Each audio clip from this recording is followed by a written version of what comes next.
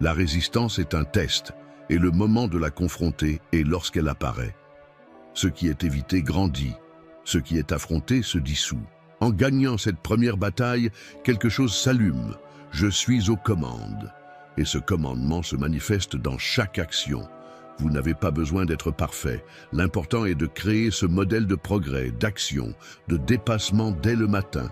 L'esprit est un fleuve. Il coule dans la direction que vous lui donnez au début. Ce n'est pas de la productivité excessive, mais faire la bonne chose au bon moment, et le bon moment est le début. Demain, ne cherchez pas l'inspiration, créez l'élan. Faites ce que votre moi peureux éviterait, immédiatement. La récompense sera plus que la réalisation. Confiance, présence, maîtrise.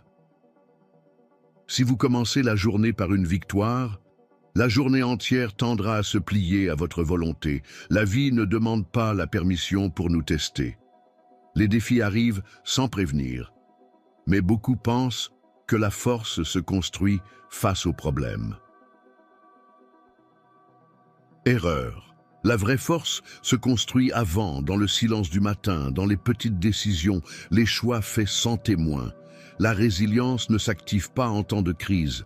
Elle se cultive dans les jours normaux. Elle s'entraîne chaque fois que vous choisissez de ne pas céder à la paresse, à la douleur, au report. Le moment le plus puissant est la première heure du jour. Vous êtes-vous déjà réveillé avec le poids d'un problème qui n'est même pas arrivé? Ce sentiment est plus courant qu'on ne le croit. Et il grandit lorsque la journée commence sans structure. S'exposer immédiatement au chaos, c'est sortir sans manteau dans une tempête. Vous serez frappé tôt ou tard. Soit vous êtes prêt, soit vous êtes abattu. Je me souviens d'un matin